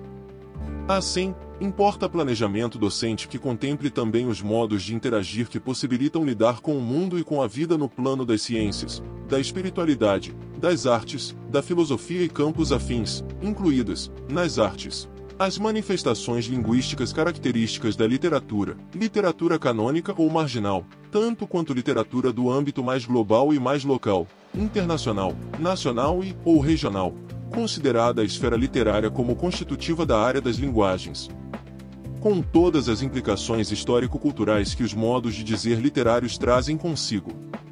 É importante, na escola, contemplar várias esferas da atividade humana, como jornalística, de consumo, doméstica, dentre outras, sem descuidar da literária, mas ressignificando abordagens tradicionalmente conferidas a tais usos. Em outras palavras, a tradição escolar sempre tendeu a projetar a esfera literária, mesmo que equivocadamente, como quando tomava fragmentos de texto literário em abordagens de ensino gramatical ou em propostas fechadas de compreensão leitora que contribuíam para afastar estudantes da leitura de poemas, romances, fábulas, lendas, crônicas e afins. Já em tempos recentes, a escola se abriu para importantes usos sociais da língua do cotidiano, com destaque aqueles mediatizados pelas tecnologias, que têm lugar em jornais, revistas, propagandas, dentre outros. É preciso, pois, buscar o equilíbrio entre o enfoque nos gêneros das esferas relacionadas às vivências cotidianas e aqueles da esfera literária.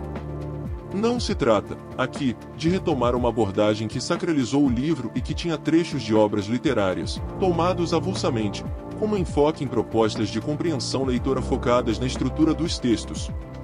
Trata-se de conceber o campo da literatura como uma esfera da atividade humana, com sua lógica constitutiva, com suas demandas interacionais, com suas especificidades histórico-culturais, sociais, políticas, étnico-raciais e econômicas. Isso requer ter presente os usos das línguas nessa esfera como gêneros do discurso, o que objetiva buscar uma harmonização com abordagens que contemplem outras esferas, tendo como ancoragem a formação integral dos sujeitos.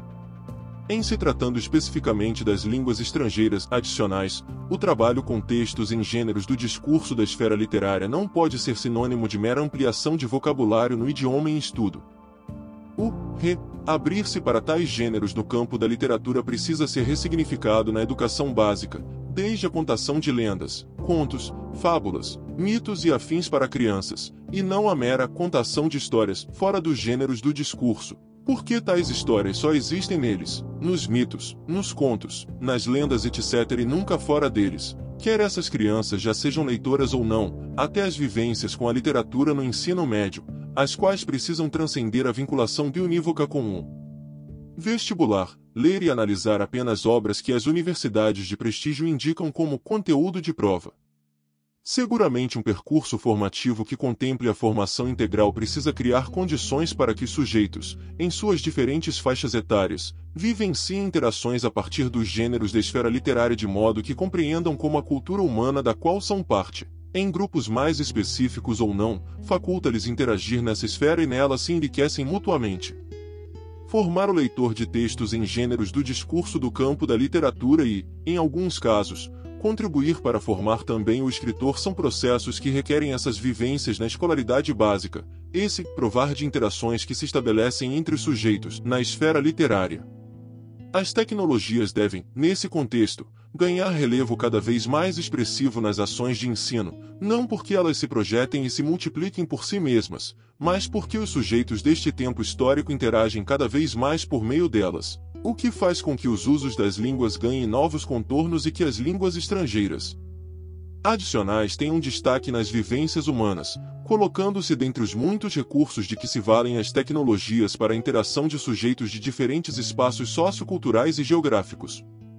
Não se trata, pois, de ter como foco o ensino das tecnologias por si mesmas, mas de dar, aos modos de interação por meio delas, status de objeto do conhecimento também nessas duas frentes, contemplar tanto gêneros do discurso por meio dos quais os sujeitos dão conta de suas necessidades cotidianas ou por meio dos quais tais sujeitos lidam com suas dimensões de humanidade. Assim, busca-se uma educação para as leituras que contemplem demandas do cotidiano, paralelamente ao cuidado com a formação para o deleite estético como função da literatura.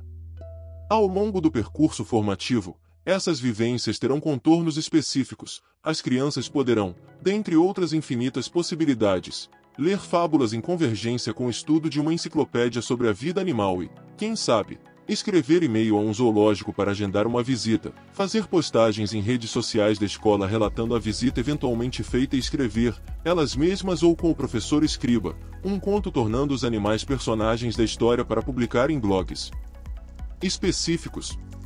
Já na adolescência, essa convergência de diferentes usos das línguas pode ganhar contornos em atividades de outra ordem que, por exemplo, lidem com os contos de aventura em articulação com os jogos eletrônicos, ou com canções sobre relações afetivas em articulação com os blogs que tendem a substituir os diários pessoais e afins. Em relação aos jovens, adultos ou idosos, essa mesma convergência pode se dar entre reportagens sobre temas polêmicos que suscitem produção de cartas do leitor para periódicos que veicularam tais reportagens, fazendo em articulação com postagens de protesto via redes sociais, tanto quanto com leitura e reflexões a partir de clássicos da esfera literária, da esfera científica ou da filosofia que tematizem a natureza polêmica que emerge no pensamento humano e que remetam a singularidades culturais, étnicas, geográficas, sociais, da sexualidade similares implicadas nessa mesma dimensão polêmica do pensar dos sujeitos. Nessa discussão, merece destaque o trabalho com a educação infantil e com a alfabetização nos anos iniciais, a ser também pautada pelo conceito de gêneros do discurso. No aprendizado do sistema de escrita alfabética, ou mesmo antes dele, é fundamental que os estudantes interajam por meio da escrita em contextos socio-interacionais em que possam construir sentidos nas relações com o outro, mediadas pela escrita. Quer o professor atue como escriba e leitor, quer as crianças já consigam usar a escrita de modo mais autônomo e menos heterônomo. Importa, pois, que os processos de ensino considerem que o progressivo domínio do sistema de escrita alfabética tem de se dar-nos para os em favor dos usos sociais da escrita, no âmbito dos gêneros do discurso. Vale o mesmo entendimento para os processos educacionais na alfabetização de jovens, adultos e idosos, respeitadas as características de sua historicidade no percurso formativo. Já o trabalho com tais gêneros do discurso nas línguas estrangeiras adicionais considera a historicidade e a inserção cultural dos estudantes. Durante o percurso formativo, esse trabalho orienta-se para que haja de fato a vivência da língua estrangeira adicional em estudo, por meio de atividades com gêneros do discurso que desenvolvam a compreensão e a produção textuais orais, escritas e sinalizadas nessa mesma língua. As atividades com textos, nessa perspectiva, não podem ser sinônimo de mera ampliação de vocabulário no idioma em estudo ou no trabalho de tradução. É importante que o idioma seja tomado no âmbito de experiências que suscitem outros espaços geográficos, culturas, representações de mundo, modos por meio dos quais as línguas mediam as interações humanas. Estudar uma língua estrangeira adicional é a oportunidade de conhecer outra cultura por meio da língua, de modo a ampliar o repertório de conhecimentos que envolve não somente o idioma, mas aspectos mais amplos, modos de vida dos falantes da língua em estudo. Considere-se, aqui, também o uso de aplicativos, softwares, dentre outras possibilidades tecnológicas que permitam a aproximação geográfica e a interação em tempo real ou não com falantes dessas línguas estrangeiras adicionais. 2.1.3.5 Textualidade na articulação dos componentes curriculares da área. Concebendo textualidade em sentido amplo, como a materialização das diferentes semioses nas relações interpessoais e tendo presente o âmbito da educação física, compreende-se que, em toda prática corporal, os movimentos realizados são signos que têm por objetivo mediar relações intersubjetivas. Nesse sentido, a relação sígnica, que medeia as interações, faz-se presente de forma permanente em tais práticas corporais, em textualizações de toda a ordem. Em um jogo de pegar, por exemplo, quando uma criança faz uma finta para escapar do pegador, a interpretação desse movimento pelo adversário permitirá ou não ao jogador livrar-se do seu perseguidor, reorganizando seu plano de ação, em uma situação que implica compartilhamento de sentidos textuais.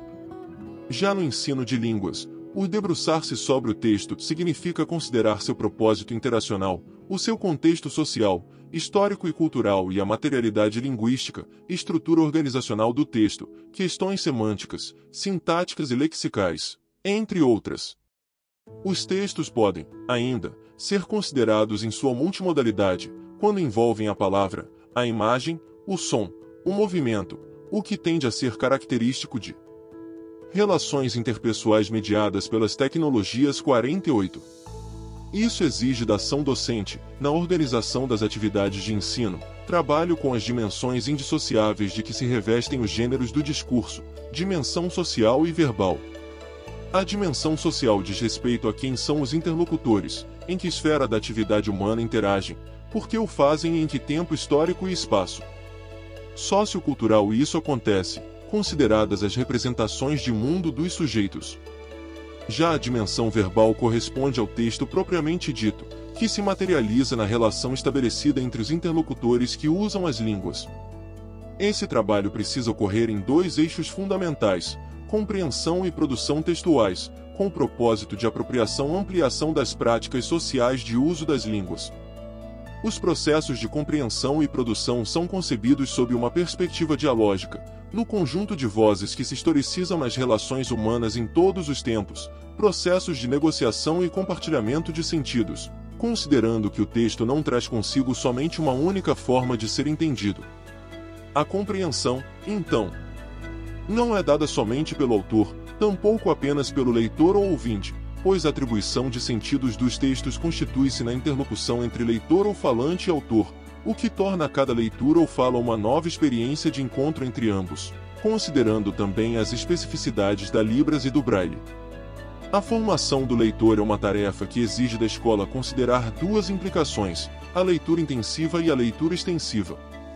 A leitura intensiva permite exercitar, a partir de uma ação docente organizada e planejada, a compreensão leitora tomando por referência os aspectos interacionais dos textos nos gêneros do discurso e as estratégias de que o autor se vale na escrita e que possibilitam ao leitor elaborar sentidos de um texto.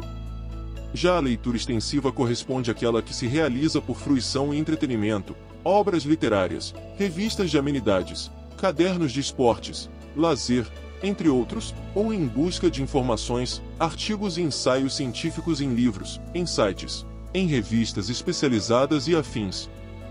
Ter presente essas duas implicações do ato de ler exige repensar tal formação de leitores na escola para além do livro como única possibilidade de suporte textual em aulas de línguas, assim como em aulas de outras áreas. A compreensão leitora, nessas perspectivas, abrange o tratamento de duas especificidades para ampliação e o fundamento de ações e de práticas nas salas de aula. A primeira se refere a implicações interpessoais envolvendo as relações entre sujeitos que acontecem sempre na e pela linguagem, por meio de diferentes textos nos variados gêneros do discurso, nas diversas esferas da atividade humana. Isso significa que se lê para interagir com as pessoas, lê-se para finalidades diferentes e com diferentes intenções. Considerar o aspecto interacional dos textos nos gêneros é o ponto de partida para iniciar o trabalho com a compreensão leitora, de modo a abordar o conteúdo do texto em si mesmo.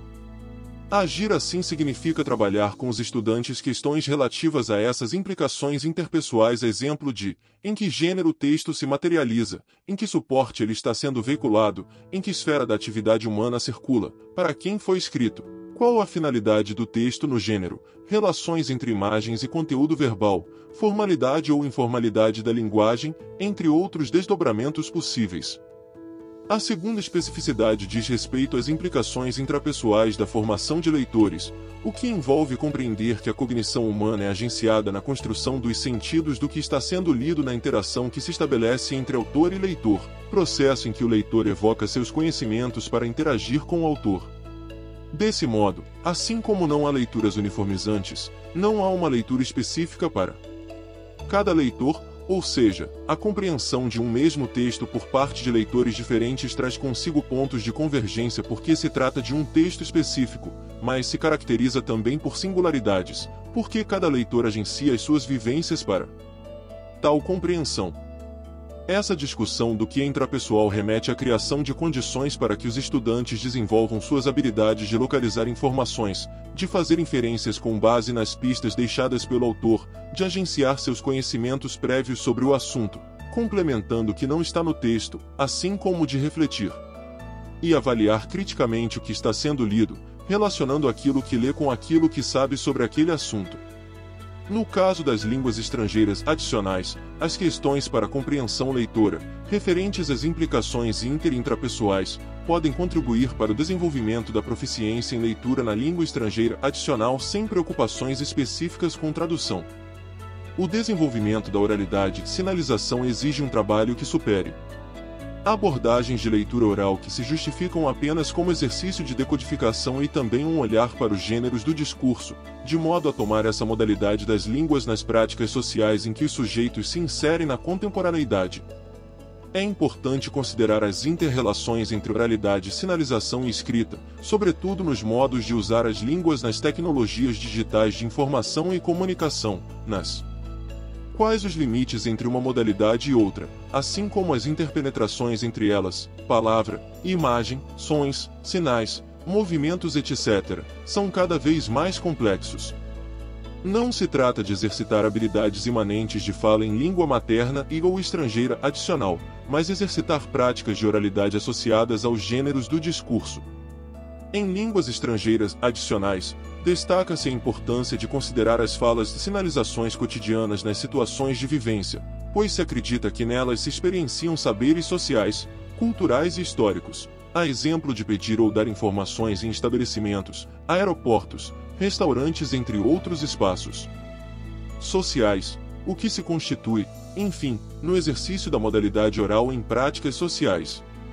É importante, em se tratando das línguas estrangeiras adicionais, a consideração de que ler em voz alta não é exercitar habilidades de fala espontânea, tanto quanto copiar textos não é sinônimo de exercitar habilidades de produção escrita, o que se estende ao percurso formativo como um todo.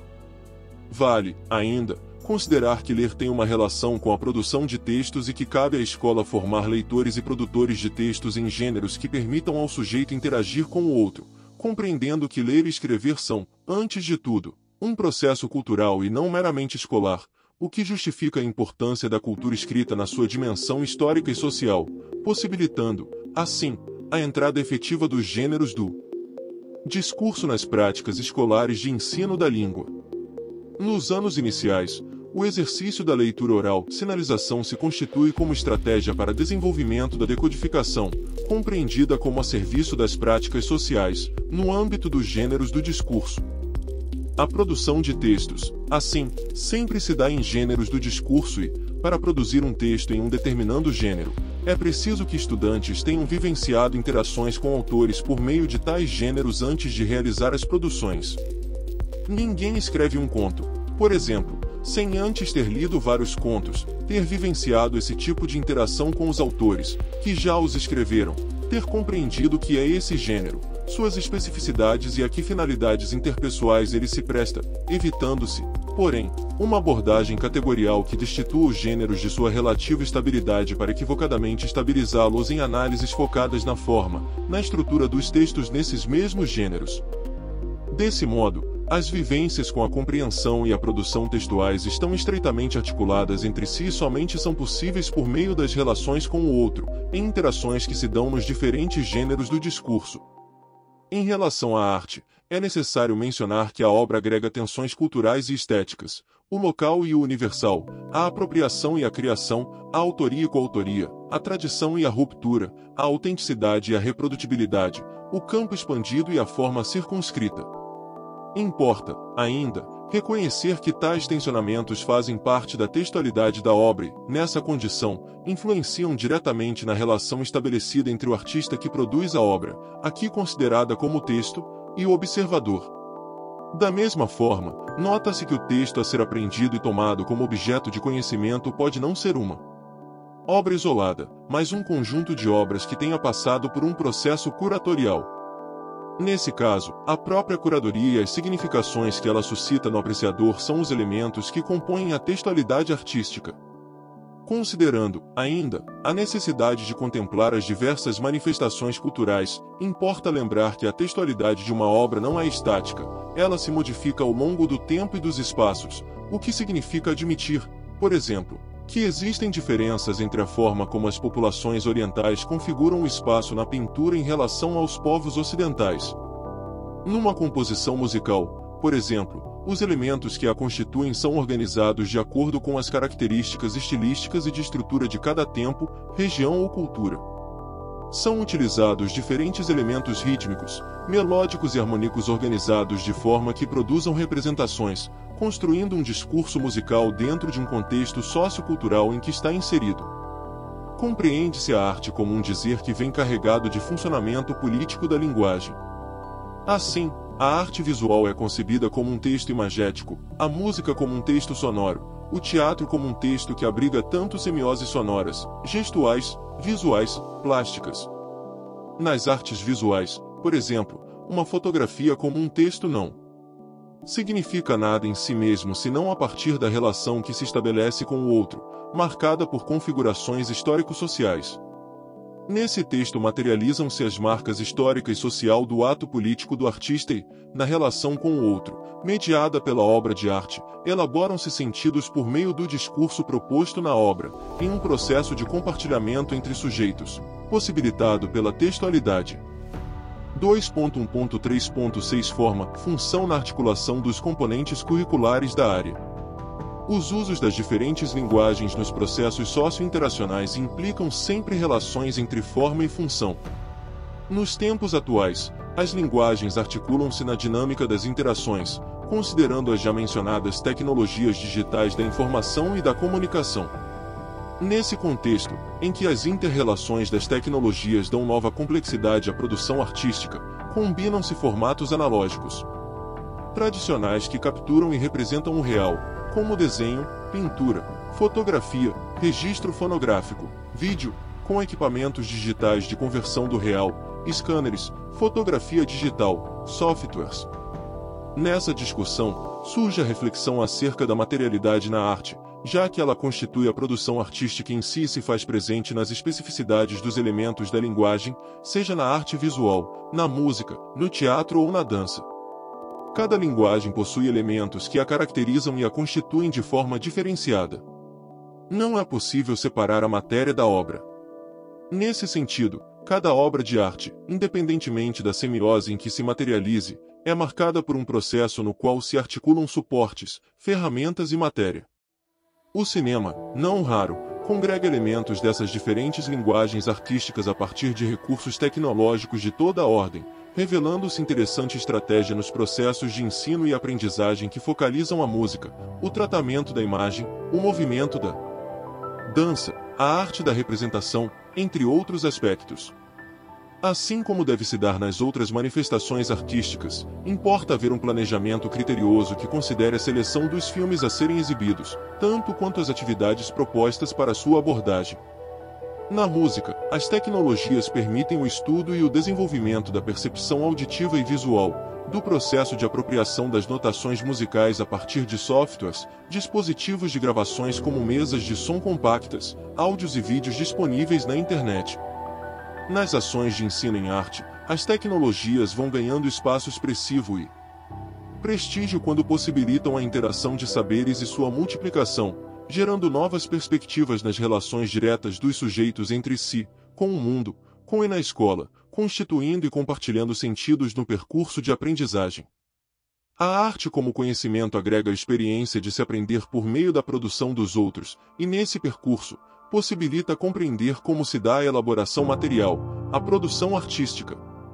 O fazer artístico é, ao mesmo tempo, um processo individual e um processo coletivo, na medida em que o sujeito é marcado pelo contexto em que vive, tanto quanto produz a obra para e na relação com o outro. Essa questão ainda se diferencia de linguagem artística para linguagem artística. No teatro, por exemplo, a obra é sempre coletiva, considerando que o próprio processo de fazer artístico já é marcado pelas relações das especificidades que constituem o fazer teatral. Não existe somente o ator, mas o dramaturgo, o diretor, o figurinista, o iluminador, o sonoplasta entre outros profissionais. Nesse sentido, os procedimentos artísticos são muitos e marcados pelo que caracteriza cada uma das várias linguagens das artes. No caso do teatro, o suporte e a ferramenta são o próprio corpo do artista, que tem como matéria os gestos e as formas corporais que elaboram sentidos na relação com o texto, com os procedimentos artísticos necessários para a composição do espetáculo. Tanto em relação à dança, como no teatro, é o corpo do artista, que possibilita o gesto e se torna o material para a arte. O movimento é, na dança, um material que sustenta a criação artística, e, nesse caso, não se dá no vazio, ele é marcado pelo que o dançarino deseja manifestar, e o corpo é o meio e o suporte pelo qual a arte medeia as relações entre o artista e seus interlocutores. Um corpo que dança veicula sentido para o outro, expande-se, interage com o outro. O fazer musical evidencia-se nas relações entre os sujeitos mediados pela música e, nesse sentido, o som é elemento fundamental, pois por meio dele é possível elaborar e manifestar-se no encontro com o outro. A materialidade em música dá-se na relação entre os sujeitos por meio da fonte sonora, através de elementos básicos como altura, intensidade, duração e timbre, que permitem ao sujeito reconhecer, identificar e compreender a arte, seja ela motora, visual ou auditiva.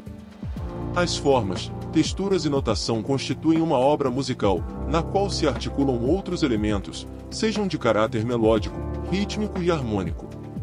Esses aspectos possibilitam a interação em um processo do fazer musical que envolve questões de interpretação de obras, de apreciação, de execução e performance, desenvolvendo diferentes formas de manifestações, difusão e compreensão da música na história da humanidade.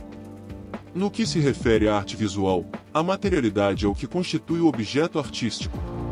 A visualidade é aspecto fundamental que marca as produções que podem envolver desde o desenho mais tradicional à performance. De fato, são diversos elementos visuais que se articulam na constituição das imagens, sejam elas fixas ou móveis, bidimensionais ou tridimensionais. Formas, cores, linhas, texturas, luz e sombra e os espaços, entre outros. Recursos materiais são elementos visuais que precisam ser compreendidos e manipulados para que os sujeitos possam por meio deles elaborar a linguagem. A linguagem escolhida marcará e caracterizará o suporte, a escolha das ferramentas e a matéria em si. No caso da pintura, por exemplo, a tela pode ser o suporte, assim como o muro, ou o próprio corpo, bem como o material, como os pincéis, espátulas, sprays, as tintas. Ou até os dedos podem ser as ferramentas com as quais se materializa a proposta de conteúdo socio-interacional. Observa-se, no entanto, que, se a proposta do artista for de estruturar sua ideia utilizando a tecnologia, a materialidade será outra, marcada pelo que caracteriza a linguagem por ele utilizada. Se for uma escultura, esses elementos e a materialidade mudam, transformam-se e exigem dos sujeitos envolvidos na relação mediada pela arte o domínio e a compreensão dessa materialidade. As artes cênicas, nesse processo, aos poucos, ganham espaço, deixando de ser inicialmente apenas a expressão corporal, para oportunizar à criança, depois ao adolescente, ao jovem, ao adulto ou ao idoso, a apropriação de conceitos cênicos e dramáticos, espaciais, assim como a apropriação crítica de conteúdos sociais que mobilizem a integração entre percepção, imaginação, intuição, memória, emoção e outros constituintes dos usos sociais das linguagens artísticas. Há, na escolha material e formal da arte, uma intencionalidade funcional, o que significa dizer que forma e função estão articuladas com a intenção comunicativa e expressiva do autor. Toda linguagem artística possui suas especificidades pela sua própria natureza, em relação à sua materialidade e a questões que a caracterizam. Compreende-se, pois, que no contexto escolar essas questões devem ser consideradas quando se privilegia esta ou aquela linguagem. Compreende-se, ainda, a relevância de observar que cada linguagem tem características que são próprias, as quais são relevantes na formação integral do sujeito. Assim, ao se pensar um ensino voltado à formação integral, é preciso considerar que é direito de crianças, adolescentes, jovens, adultos e idosos ter acesso às diversas formas de linguagem. Nesse sentido, a arte visual, a música, o teatro e a dança estão presentes na vida, no cotidiano das pessoas e precisam ser contempladas na escola. No ensino de línguas, A reflexão sobre forma e função requer a retomada do conceito de análise linguística, um processo demandado dos sujeitos que leem, escrevem e falam ou que usam Libras e Braille, refletir sobre as línguas que usam em seus processos interacionais com o outro. Cabe registrar, então, que a análise linguística deve ser compreendida em favor das atividades de compreensão e produção textuais. Ela está, portanto, a serviço de, não sendo objeto de estudo em si mesma e por si mesma. Conceber análise linguística desse modo é fundamental num cenário no qual, historicamente, o ensino de gramática e de ortografia foi o centro da ação do professor de línguas no trabalho prescritivista com a língua, conduta que está pautada na compreensão, cristalizada na tradição escolar, de que aprender gramática, ou terminologia gramatical, tanto quanto regras ortográficas, na abstração dos usos sociais, poderia contribuir para a formação de leitores e produtores de textos mais proficientes. Em se tratando dessa questão, todavia, é importante ter presente um movimento que parece estar se estabelecendo em muitos espaços escolares, em nome de não mais realizar um equivocado trabalho com os conhecimentos gramaticais que seja meramente normativo e centrado na memorização de conceitos, em uma concepção de línguas tomadas apenas como sistemas abstratos, parece instituir-se um percurso contrário, um processo de apagamento absoluto do trabalho com tais conhecimentos. Muitos professores tendem a se mostrar seguros acerca do que não deve ser feito, uma abordagem gramatical normativista tomada fora do uso, mas parecem inseguros em relação ao que precisa ser feito, o trabalho com análise linguística. Assim, dois comportamentos vêm sendo sinalizados na ação docente em línguas, ou a inaceitável manutenção de uma abordagem gramatical normativista destituída de sentido, ou o também inaceitável absoluto apagamento do trabalho com conhecimentos gramaticais na escola. Cabe salientar que não há línguas sem vocabulário e sem estruturas gramaticais, e não se trata, aqui, de gramática normativa ou de manual de gramática. Trata-se de entender gramática como a fonologia, a morfologia, a sintaxe e a semântica das línguas, que não são regras prescritivistas que constam em livros de gramática normativa, são, sim, níveis que constituem as línguas como sistemas que se prestam aos usos. É preciso, também, considerar que tais vocabulário e estrutura gramatical só existem por conta da sócio-interação e não fazem sentido fora dela.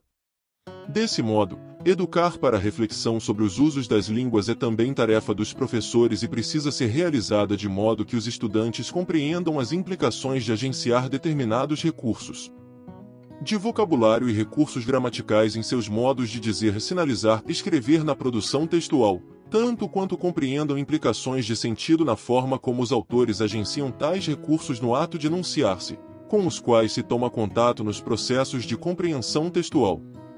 Desse modo, não se trata de abolir a reflexão sobre a gramática na escola, trata-se, sim, de não ensinar gramática normativa em si mesma e por si mesma, como a tradição escolar tem feito historicamente.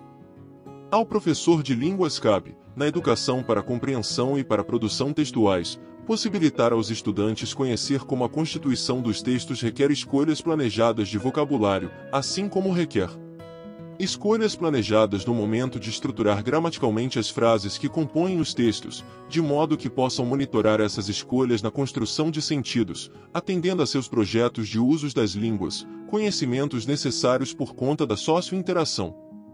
Ensinar, por exemplo, substantivos concretos e abstratos, dígrafos e encontros consonantais, flexão isolada de verbos e itens afins, da forma normativa e memorizada como tem sido feito, não faz nenhum sentido na educação em línguas, o que se estende aos anos iniciais.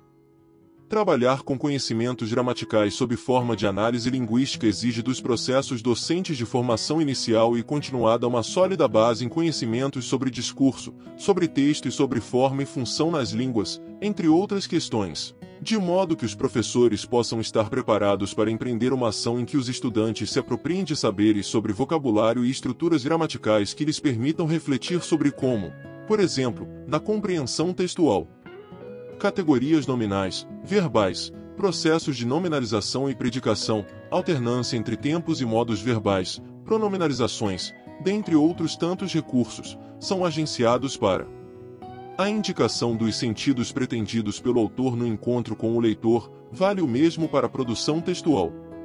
Especificamente em relação às línguas estrangeiras adicionais, o conhecimento sobre discurso, texto, forma e função também é fundamental e serve para promover o desenvolvimento da proficiência oral e escrita 50 para os estudantes poderem praticar o uso de tais línguas. Desse modo, reitera-se não haver mais espaço para o ensino normativista no plano da palavra e da frase isoladas, tanto quanto não cabe uma opção por ensinar conhecimentos gramaticais como saberes meramente enciclopédicos sobre as línguas naturais. A proposta é refletir de fato a respeito do modo como o vocabulário e as estruturas gramaticais são agenciados nos usos das línguas para os propósitos que movem os interlocutores no âmbito desses mesmos usos, o que remete mais uma vez aos gêneros do discurso. Aprender a monitorar esses usos é parte do processo rumo à autonomia discente em relação à heteronomia na relação com o professor, e isso precisa ser feito com muito cuidado para não se voltar ao normativismo puro e simples do qual muitos espaços escolares jamais saíram. Na alfabetização isso ganha especial destaque já que é parte desse processo possibilitar aos estudantes o domínio do sistema de escrita alfabética, sem o qual o sujeito não se alfabetiza nas línguas com essa base, a exemplo do português, do inglês, do espanhol, do italiano, do alemão e de tantas outras línguas. No caso da Libras, cuja escrita está ainda em consolidação, e de línguas indígenas ainda sem escrita, essa questão ganha outras implicações porque o estudante se alfabetiza na língua estrangeira adicional, neste caso o português. Nessa discussão, porém, é muito importante entender que o ensino do sistema de escrita alfabética não pode mais acontecer em pseudotextos como "o Ivo viu a uva", hoje em novas roupagens. Ao contrário, o ensino desse sistema deve se dar no âmbito dos usos sociais da escrita, em textos que têm lugar na socio-interação, no dia a dia das crianças, no todo mais amplo da cultura escrita, a fim de que signifiquem de fato para elas. Vale o mesmo para a alfabetização de jovens, adultos e idosos. Também aqui não se trata de abolir o ensino do sistema alfabético, trata-se de ensiná-lo em textos em gêneros do discurso que têm lugar na cultura escrita, compreendido esse sistema como a serviço dos usos sociais da escrita, o que tem profundas implicações com o conceito de letramento, já mencionado anteriormente. Em se tratando da educação física, nas relações forma-função, vale mencionar o esporte, em todos os esportes coletivos de oposição, como o futebol, o voleibol, o handebol, o hóquei etc., encontram-se formas comuns, como o passe e a recepção, a finalização, o drible etc. Assim, cada um desses comportamentos pode, inicialmente, ser definido. De forma geral, o passe, por exemplo, pressupõe lançar o móvel, bola, peteca, entre outros, em direção a um companheiro da equipe, seja para fins defensivos ou ofensivos, e terá validade em qualquer um desses esportes, porém só será efetivo se situado em uma modalidade esportiva específica. Essa mesma proposição vale também para outras capacidades como as referidas às noções de tempo e espaço. Por outro lado, essa forma de análise permite compreender que o princípio que funda a forma geral poderá ser discutido, em primeiro lugar, de modo amplo, para, posteriormente, ser contextualizado de maneira concreta a partir do seu uso em uma determinada prática corporal. No plano desta discussão sobre forma e função, importa retomar práticas mencionadas em subseções anteriores, a começar pela dança.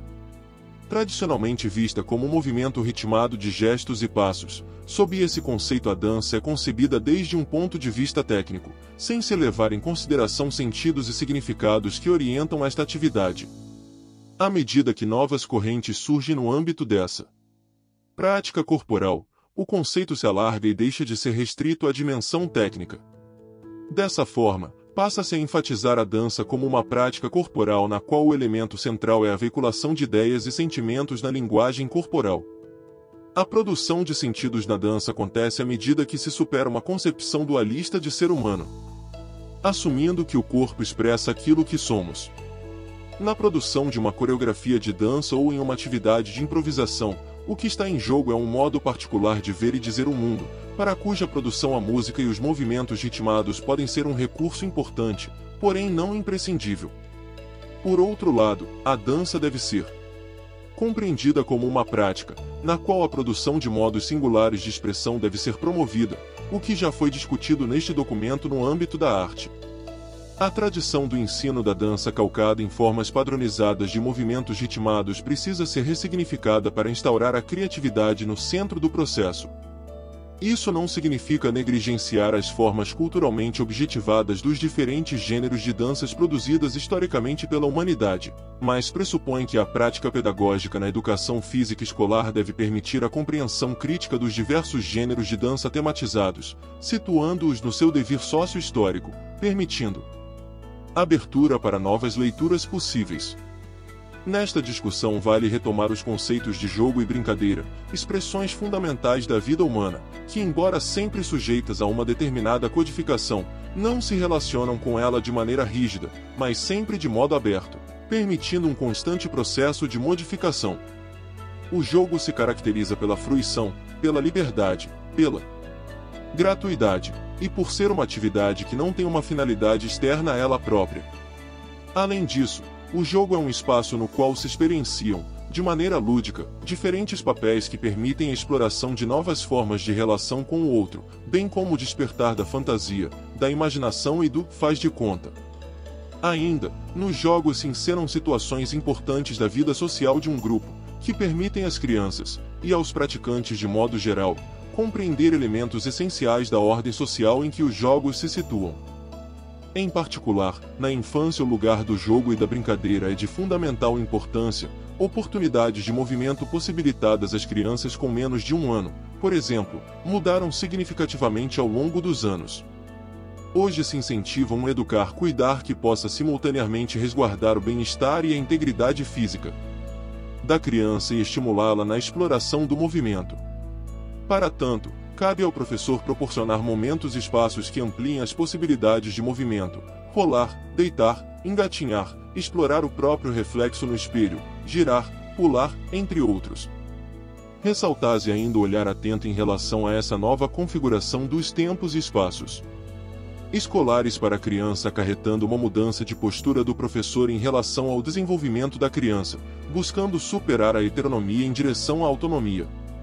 O esporte é uma produção histórica da cultura corporal do movimento pautada pela lógica agonística, da competição, pela formalização das regras e pelos resultados mensuráveis. Os sujeitos, no entanto, devem compreender a complexidade cultural, social, histórica e política do desenvolvimento dessa prática corporal, hoje hegemônica, bem como se deve realizar uma reflexão crítica ampliada das manifestações esportivas, nas quais os vetores da competição e do rendimento se tornam imperativos, alcançando também o universo do esporte escolar, descaracterizando-o. O esporte da escola deve priorizar as questões inclusivas e promover a experiência de sucesso dos praticantes, de modo a promover a apropriação crítica dessa manifestação da cultura corporal de movimento. Outro tipo de prática corporal de fundamental importância é a ginástica. Em diferentes sociedades produz-se uma sistematização de formas particulares de exercícios corporais para preparar o sujeito para atividades específicas. Essas formas de trabalho corporal é o que definimos aqui por ginástica. Na modernidade ocidental, a ginástica surge como um modo particular de preparação do sujeito para se adequar à ordem social emergente, calcada no surgimento dos estados nacionais, e no modo capitalista de produção. Esse movimento, no entanto, não é unívoco e está sujeito a contestações e a formas diferentes de elaborar a prática. O desenvolvimento da ginástica geral, tanto quanto o atual crescimento das práticas circenses, é uma manifestação dessa maneira diferente de conceber as práticas gímnicas, pautadas não pela lógica do rendimento corporal, mas que enfatizam seu caráter expressivo e lúdico. Considera-se que a ginástica deve ser uma prática na qual os estudantes sejam levados a explorar de maneira criativa as diferentes formas de movimento possíveis, individual ou coletivamente, tais como rolamentos, saltos, inversões, giros, diferentes formas de deslocamento, balançar, embalar, e diferentes posturas e maneiras de equilibrar-se. As lutas são outro tipo de prática corporal que constituem a cultura corporal de movimento. Esse conjunto de práticas se caracteriza pela oposição direta a partir de uma disputa corporal, que constituem a maioria, como, por exemplo, o judô, ou medida por algum implemento, como é o caso da esgrima. No âmbito das lutas, há um elemento de alta relevância para a formação do sujeito, por nelas se fazer presente o problema dos limites do uso da força física contra o adversário e dos motivos legítimos para tal. É preciso, no entanto, observar que os modos como as lutas se desenvolveram em diferentes contextos não são semelhantes, guardam notórias diferenças entre elas pela forma em que são condicionadas pela visão de mundo do grupo social em que elas são produzidas. As artes marciais, como são conhecidas as lutas de origem oriental, relacionam-se com uma cosmovisão específica e fortemente influenciada pela dimensão religiosa, a qual subjaz uma ordem moral claramente delimitada. Uma educação escolar neste âmbito, porém, implica o desafio de problematizar as formas de ver as lutas, contemplando limites entre esportividade e o uso indiscriminado da violência.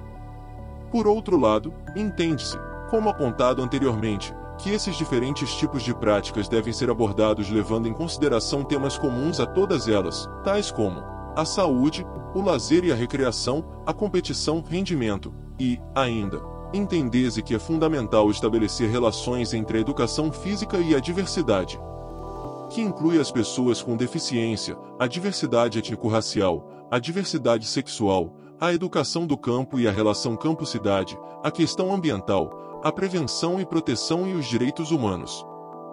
2.1.4 Considerações finais. Ao longo destas duas sessões correspondentes à área de linguagens, focalizou-se o conjunto de conceitos que articulam os componentes curriculares que constituem a área, na compreensão de que as línguas, a educação física e as artes integram-se como manifestações semióticas cultural e historicamente organizadas na e para a socio-interação, permitindo aos sujeitos, ao longo do percurso formativo, ressignificarem suas representações de mundo no plano da axiologia e da ideologia, com implicações éticas e estéticas, o que demanda da ação escolar nesses componentes, atenção ao contexto socio-interacional dos usos dessas linguagens, bem como a textualidade e as relações entre forma e função que as caracterizam. Importa, pois, que a educação em linguagens contemple essas especificidades da área, tendo presente os desafios de que se revestem este processo de atualização, tanto quanto a estreita articulação do conteúdo aqui registrado com os documentos anteriores da proposta curricular, especialmente Santa Catarina, 1991, 1998b, 2005.